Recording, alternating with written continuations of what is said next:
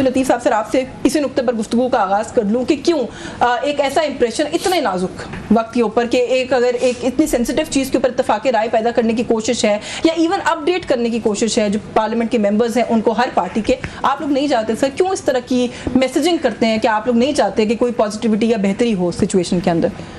शुक्रिया मैडम। देखें, हुकूमत की गैर संजीदगी फ्रॉम डे वन जो है पहलगाम के वाक़े के बाद अब तक जारी है। यानी हमारा इंडिया के साथ दुश्मनी कोई नई बात है नहीं।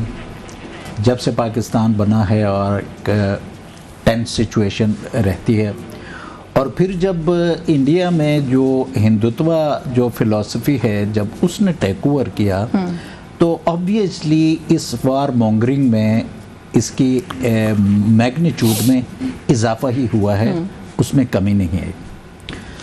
तो जब पहलगाम का वाक़या हुआ तो उसमें 2-3 चीज़ें, ये कहते हैं ना कि नेशनल कंसेप्ट, देखें पाकिस्तानी कौम, मैं समझता हूँ कि एक क्रॉस पार्टी डिवाइड, इसको मुहिब वतन बनाने के लिए किसी मिनिस्टर, किसी फलां, किसी को ज़रूरत नहीं है। हमारी डीएनए में ये हुब्बुल वतनी रची बसी। अपडेट करने के लिए आए थे ऑपरेशन सिचुएशन के ऊपर, मुहिब वतन बनाने के लिए तो नहीं आए थे किसी को। जंग की सूरत हाल है, उसमें आता तारड़ ब्रीफिंग देंगे जी। सर अपडेट ही करना ना, आपको कौन सा बताना है कि कौन सा मोर्चा संभालना है, चीज की इंपॉर्टेंस, हर एक चीज को इंपॉर्टेंस की बात होती है ना। एक लेवल होता है कि दो मुल्कों, एटमी मुल्कों के दौरान जंग का खदशा है, prime minister is not there, और इवन जो डिप्टी प्राइम मिनिस्टर है ही is not there, even defence minister जो बोंगियां मार के हमारा पाकिस्तान के खिलाफ गवाहियां देता फिरता है, ही इज नो वियर। अब अता तारड़ को लेके बंदा जो है वो ब्रीफिंग ले, ये याद है एक ब्रीफिंग 2019 में भी हुई थी, ये गैर संजीदगी याद है एक ब्रीफिंग 2019 में भी हुई थी जब भारत ने शरारत की थी, आपके प्राइम मिनिस्टर भी उसमें नहीं आए थे सर, इमरान खान साहब नहीं आए। प्राइम मिनिस्टर ना आए, देखिए ना, ये फैसला तो करने देना, जो हुकूमत चला रहे हैं उनको करने दें, कौन ब्रीफ करेगा। मैं ये कहता हूं कि अगर प्राइम मिनिस्टर नहीं था तो डिफेंस मिनिस्टर क्या कर रहा था, डिप्टी प्राइम मिनिस्टर क्या कर रहा है? फिर जो गुजारिश है ना सर, ये तो आप उनको तय करने देना, उनको तय करने दें कि कौन आके आपको ब्रीफ करेगा। आपको इन्फॉर्मेशन से गर्ज होना चाहिए, बजाय इसके कि आपको आपसे पूछ के तो नहीं करेंगे ना सर कि वो कोई ऐसी स्पेसिफिक इंफॉर्मेशन नहीं है जो पाकिस्तानियों को नहीं पता हो रहा था। आप गए नहीं ना ब्रीफिंग में, आपको क्या पता है इनकी ब्रीफिंग थी? आप जाते तो शायद आप ये तनकीद करते और मैं सुन भी लेती। नहीं, दूसरी बात ये कि ये ब्रीफिंग जो है ना, ये सिलेक्टेड लोगों को बुला के, ये कौमी इशू है, इट्स अ नेशनल इशू।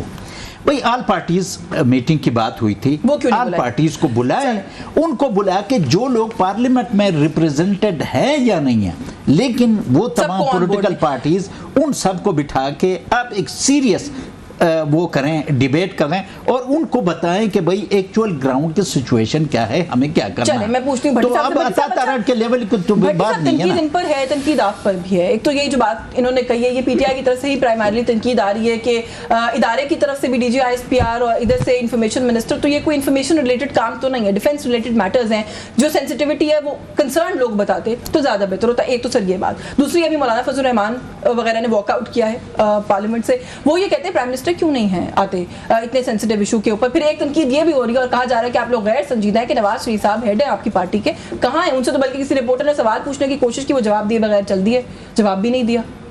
चलो एक एक करके आते हैं ना। पहली बात तो ये है, जो ये ब्रीफिंग हुई है अभी अपना, उसमें देखिए फौज की तरफ से DGI SPR थे, यानी कि देखें आपका मिलिट्री की तरफ से फुल ब्रीफिंग जो थी, और वो एक किस्म का, उसमें एक ऑफ कैमरा एक किस्म की ब्रीफिंग थी कि कुछ जो आपके पार्टीज़ के रिप्रेजेंटेटिव थे, जितने भी पॉलिटिकल पार्टीज़ के, वो मौजूद थे। और दूसरा गवर्नमेंट का देखें, जो इनको अता तारड़ साहब की शक्ल पसंद आए ना आए वो एक सेपरेट इशू है, लेकिन देखें फेडरल मिनिस्टर हैं वो इंफॉर्मेशन के, वो एक जो रिप्रेजेंट करते हैं गवर्नमेंट ऑफ पाकिस्तान को और अपनी पार्टी को और हुकूमत को रिप्रेजेंटेशन होती है। देखिए इसमें कोई मेरे ख्याल में ऐसी बात नहीं थी कि आप देखें, आपने अगर नहीं तो आना, बैरिस्टर गौहर कहते हैं कंसर्न बंदा बोलता है, डिफेंस मिनिस्टर आते हैं, दूसरी तरफ से डीजीएमओ आते हैं, बैरिस्टर गौहर ने कहा, तब समझ में आती है कि ब्रीफिंग क्यों है और क्या मकसद है इनका एटीट्यूड ये होगा कि अगर मियां नवाज शरीफ साहब आएंगे ना तो ये कहेंगे जी इमरान साहब आएंगे तब हम बात सुनेंगे। ये अगर शहबाज साहब आएंगे ना तो ये कहेंगे वहाँ से डाला से निकाल के उनको ले आओ। देखें ये चीज़ नहीं है, मसला इनका ये है कि देखें वो साज याफ्ता हैं, वो अंदर है। और उस वक्त को मियां नवाज शरीफ साहब को निकाल के, जब उन्हें सजा थी आसिफ अली जरदारी साहब को, तो उनको निकाल के कोर्टें जब फारिग कर देंगी तो वो आएंगे।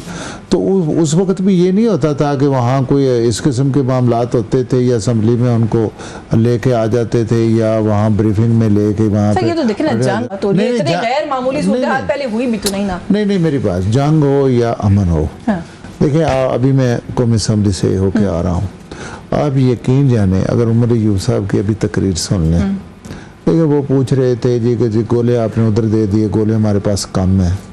कभी आप मतलब देखें ऐसी किस्म की गुफ्तगू, मैं कहता हूँ कि एक एक चीज़ जो हमारे पाकिस्तान की खुदा न खास्ता, मैं समझता हूँ कि कोई चीज़ जो हमारे सीक्रेट्स हैं उनको फ्लोर ऑफ द हाउस उनको उन्होंने डिस्कस किया है कि जी हमारे पास पैसे नहीं हैं, जी हमारे पास फलानी चीज़ नहीं है। ये देखें हमें इस वक्त में दुश्मन के सामने कौमी असम्बली में ऐसी पिक्चर नहीं देनी क्या सवाल ही पूछा है उमर अय्यूब साहब ने, आपके डिफेंस मिनिस्टर को अजीबो गरीब किस्म के एतराफात कर रहे हैं इंटरनेशनल मीडिया पर बैठकर। मेरी बात नहीं मैं डिफेंड नहीं कर रही किसी को, मैं सिर्फ ये कह रही हूँ कि आप अगर ये बात कह रहे हैं कि हसास सूरत हाल है, मैंने बड़ी गौर सुन तो सर इस हसासियत का ख्याल ख्वाजा आसिफ साहब को भी करना चाहिए, बिलावल भुट्टो साहब को भी करना चाहिए। नहीं की मेरी बात नहीं सर, इंटरनेशनल मीडिया पे जाके वो कह रहे हैं कि हम आपका डर्टी बिजनेस 3 दिहाइयों से 30 सालों से कर रहे हैं।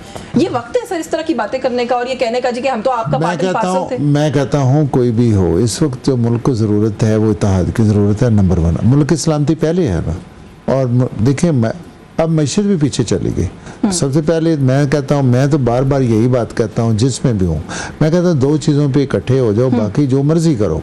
एक मैशत पे कि लोगों की जीना जो है आसान हो। हाँ जी, आज जिस अवाम ने आपको वोट दिया है या जो मैशत तो हमारी अच्छी मेरी आप बात बताती हूँ वैसे जी मैं बताता हूँ। हाँ। और दूसरी चीज़ नहीं मैं कह रहा हूँ इस पे हमें इकट्ठे हो जाना चाहिए। हाँ। और दूसरी चीज़ ये है कि पाकिस्तान की सलामती के लिए ये 2 चीज़ें।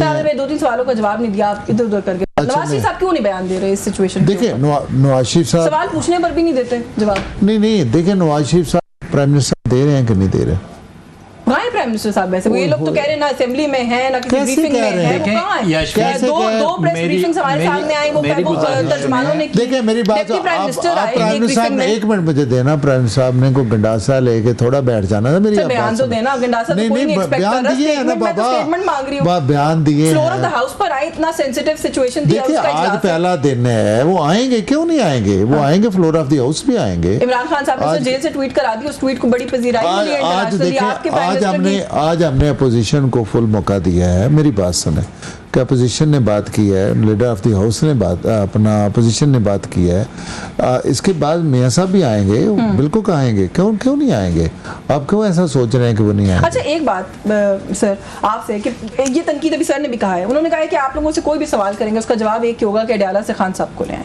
ये तनकीद तो हो रही है कि आप लोग की बात ही नहीं सुन, जब तक खान साहब बाहर नहीं आ जाते उनको कैसे बाहर लेकर आ जाए? एक प्रोसेस है ना, फॉलो किए बगैर कैसे आएंगे? इससे पहले देखें, इससे पहले मैं डॉक्टर साहब ने जो कहा कि नवाज शरीफ बयान देगा, मैं तो एडवाइस करूंगा कि नवाज शरीफ बयान ना ही दें तो बेहतर है। क्यों सर? क्यों कि उनका एक बयान इंटरनेशनल कोर्ट ऑफ जस्टिस में पाकिस्तान के खिलाफ एक एविडेंस के तौर पर पेश किया जा चुका है नवाज शरीफ का।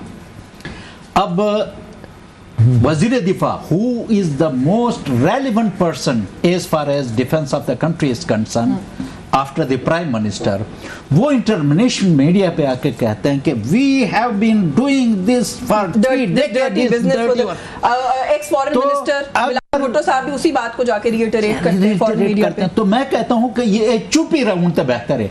अगर इन्होंने बोंगियां मारी तो ये पाकिस्तान के खिलाफ उसी बयान को लेकर अक़वाम मुत्तहिदा में इंडिया का जो नुमाइंदा है वो उसको प्ले कर रहा था कि भाई इनका डिफेंस मिनिस्टर ये कह रहा है। तो मैं कहता हूं कि यार तुम चुप ही रहो तो पाकिस्तान दे हक बेहतर है। नहीं सर, अपने बयानात को ठीक कर लें, चुप रहने का वक्त नहीं है ना। ये बोलेंगे तो मसले खड़े होंगे। अब प्राइम मिनिस्टर आप देखें कि प्राइम मिनिस्टर भाग रहा है, कहाँ भाग रहे हैं statement- ऐसे? कोई चलिए, मैंने सवाल statement पूछा है यार, क्योंकि आप लोग बार-बार तनकीद एक कर रहे बंदा हैं, वो कहाँ जेल भाग में रहे है, एक बंदा जेल में है, आपने उनको फाल्स उस केसेस में कन्विक्ट किया हुआ है, सर, वो कोर्ट उसका उसको बयान आता है। अनकन्विक्ट कर सकती है ना, सो टू से। ठीक है ना, तो वो जेल में रह के हुए भी, और नवाज शरीफ को जब हुकूमत से निकाला गया तो उसने रिएक्शन में ये बयान दिया था कि ये सब कुछ पाकिस्तान करवा रहा है, हमारा खिलाफ गवाह बन गया था। और एक वो लीडर है जो 2 सालों से जेल में है और जेल से वो इतना स्ट्रॉन्ग मैसेज दे रहा है कि पूरे पाकिस्तान को वो न सिर्फ यकजा करता है उसका मैसेज, बल्कि इंटरनेशनली ये एक मैसेज चली जाती है कि भाई पाकिस्तानी यूनाइटेड है। क्यों यूनाइटेड है? हमारे जो हेड ऑफ आर्म्ड फोर्सेस है, चीफ ऑफ आर्मी स्टाफ की स्टेटमेंट भी बड़ी पजीराई मिल रही है इंटरनेशनल मीडिया के अंदर। This country is speaking against the Indian or in a befitting manner.